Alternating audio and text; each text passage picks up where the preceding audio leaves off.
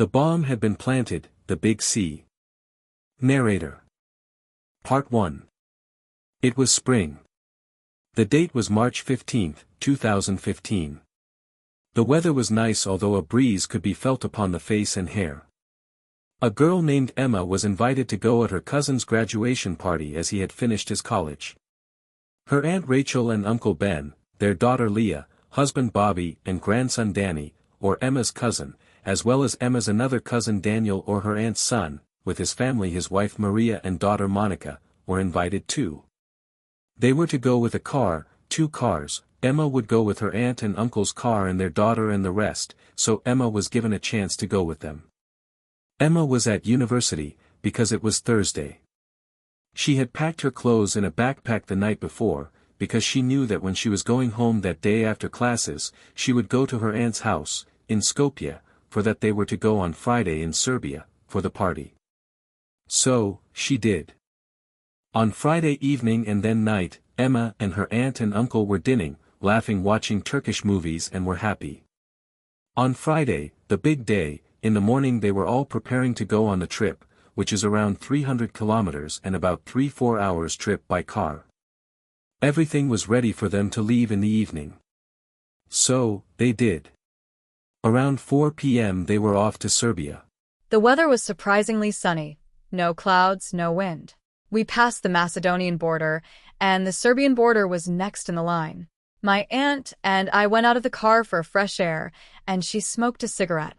When our car and we came to be checked, the officials told my aunt and I that we must get in the car and prepare our passports for a checkup. So, we did. We passed the border, and we were on the other side, as far as the borders/countries were concerned.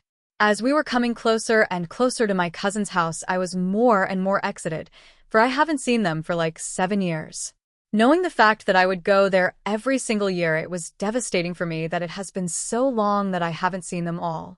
I miss them so much.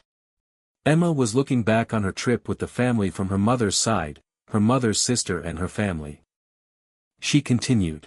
The moment we got there, Friday 9 p.m., my memories and feelings were overwhelming. All that came back and hit me like a hurricane. I was so happy. I felt loved in an instant moment. I felt like I came home from a long trip. It was a roller coaster. All the family I have in Serbia was there, including their neighbors who are also a family. They haven't seen me for 7 years, so they wanted to know everything. There were questions about my mother and father, about my studies and how is it going, about life in general, about my love status. I was single though, as I am today. That didn't change. Although so many questions going around, I was blessed that I had a chance to see them after all these years, and I happily and steadily answered every single one of them. She continued.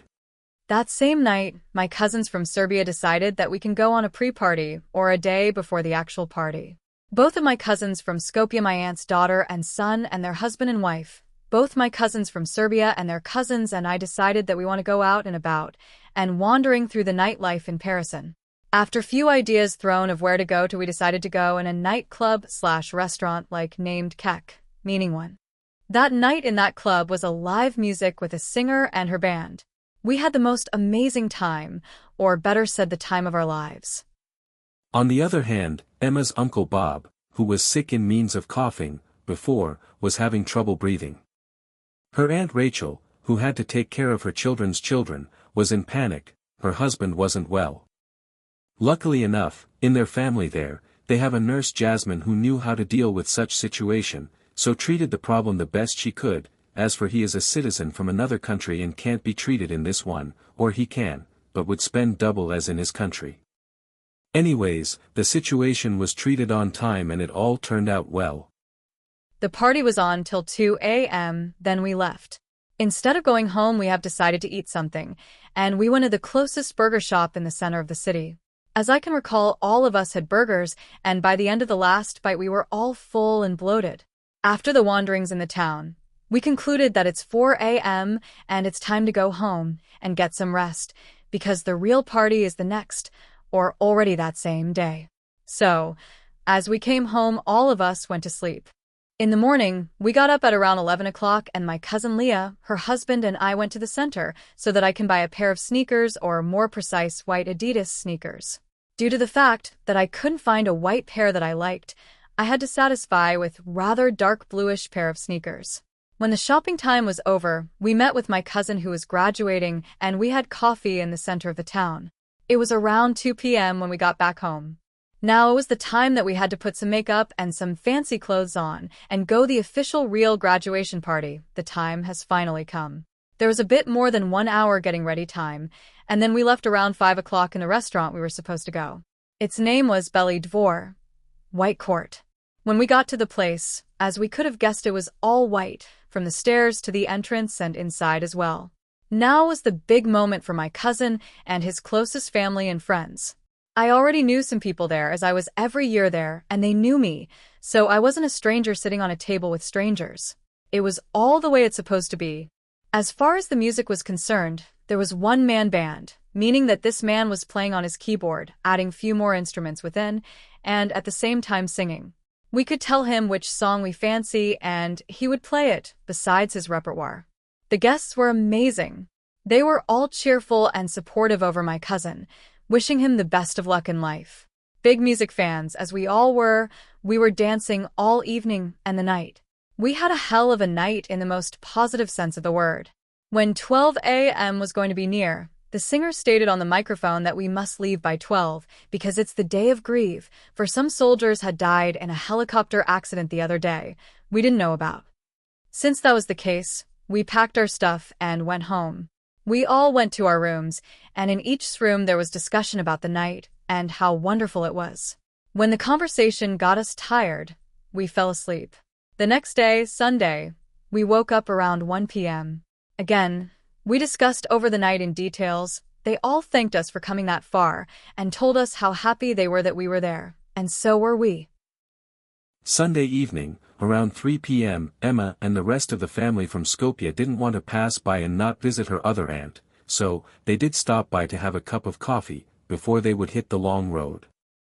Her aunt was more than happy to see Emma. They have obviously seen through Skype, but this is different. She had offered lunch and sweets and all, as aunts do. They also met with her aunt's daughter and her family and went to visit her house, which is like 20 m away. Emma was tremendously surprised from the place. She wished one day she can have a similar plan in her house, so small, but so innovative and practical. After 2 hours of long chats, it was time for Emma and her family from Skopje to go back in Skopje. They hit the road and everything went smooth. After 3 hours driving, this time with Daniel, Maria, Monica and Danny, as the children wanted to be in the same car with them. They had a great time while in the car. The parents were in the front taking care of the road and passports, and we as children were on the back seat. Luckily for all of us, we had a tablet with us. I don't know how it would go without this magical gadget that makes children so quiet. After almost 2 hours playing on it, Monica and Danny got tired and decided to take a nap, as Emma was keeping her eye on them. In the other car, since no children, the adults were calm too. As I said, everything went smooth. They finally arrived in Skopje at around 8 p.m. Emma was from another smaller city, so her aunt and uncle decided to drive her home.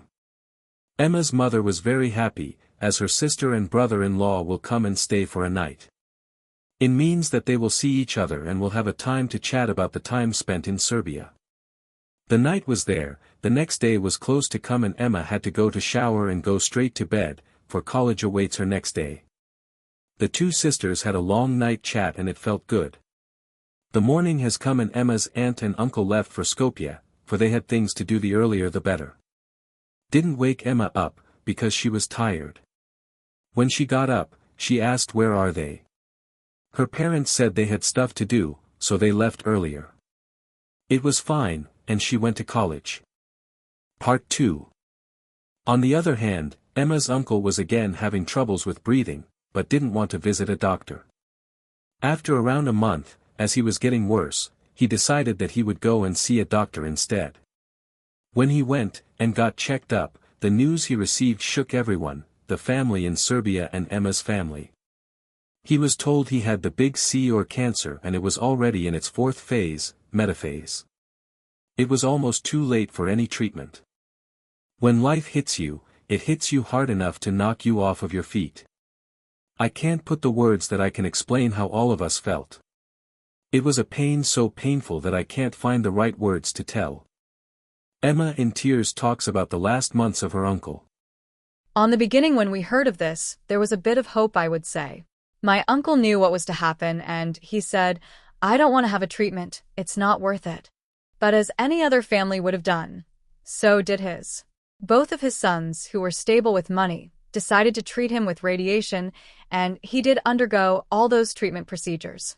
Those must be held in a hospital under supervision of the doctors and nurses, and was fine there.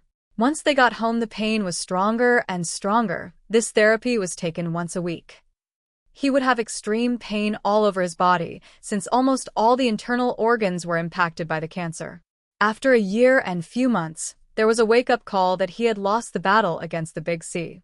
In March, he had his 64th birthday, and in August 2nd, he had died.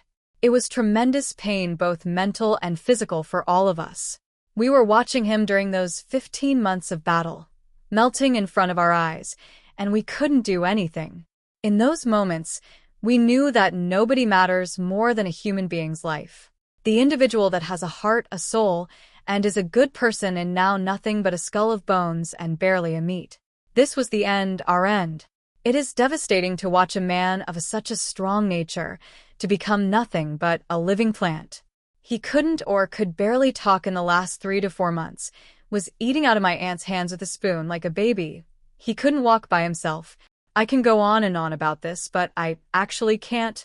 It still hurts and brings torment in my heart, because he was a good person and now is nothing but a memory, almost a year, but still fresh as it was yesterday. Moral. I don't know if it can be put in one sentence, but if I must say, I would say it like this: respect and love those you care about, who mean something to you. Tell them you love them, because one day it will be too late to say I love you or I'm sorry. Do it now, for you may regret later. Yesterday is a history, today is now, and tomorrow might never come. And behind all of this was a traitor we didn't know about. The bomb had been planted. The end.